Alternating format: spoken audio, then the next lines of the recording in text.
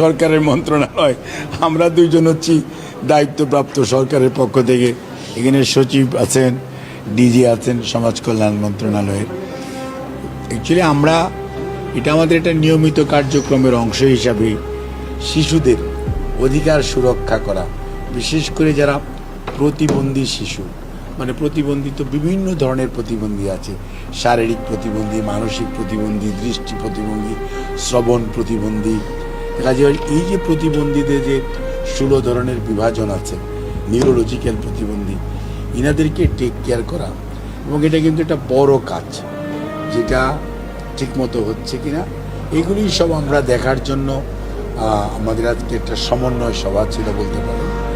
আমরা বিভাগীয় পরিচালকরা আছে, আমাদের ডিজি সহ এখানকার বিভিন্ন শাখা আছে, অধিশাখা বলে, এই তাদের যে পরিচালকরা আছে, এবং আমাদের প্রতিমন্ত্রী মহোদয় ব্যারিস্টার ফারজানা, উনি সহ সচিব ডক্টর ইউসুফ, সো আমরা সবাই এই সমন্বয়টা আর কি কতটুকু হচ্ছে। আমরা তো সবসময় ওভার দি টেলিফোন অথবা ওনাদের মাধ্যমে আমাদের কাছে সমস্ত খবরাখবর আমরা পাই।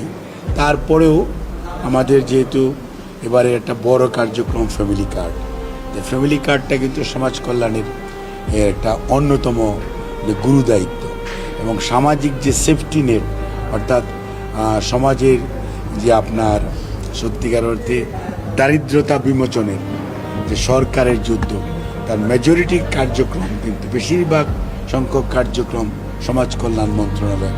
দুস্থ ভাতা বলেন, আপনার কি বলছে স্বামী পরিত্যক্তা বিধবা ভাতা বলেন, প্রতিবন্ধীদের ভাতা বলেন, তারপরে প্রতিবন্ধী ছেলে মেয়েদের পড়াশোনা, পিছিয়ে পড়া জনগোষ্ঠীকে পড়াশোনায় উৎসাহিত করা, তারপরে সমাজে আবার এদেরকে পুনর্বাসন করা, প্রত্যেকটা কাজ কিন্তু হচ্ছে আপনার এই সমাজ কল্যাণের দায়িত্ব।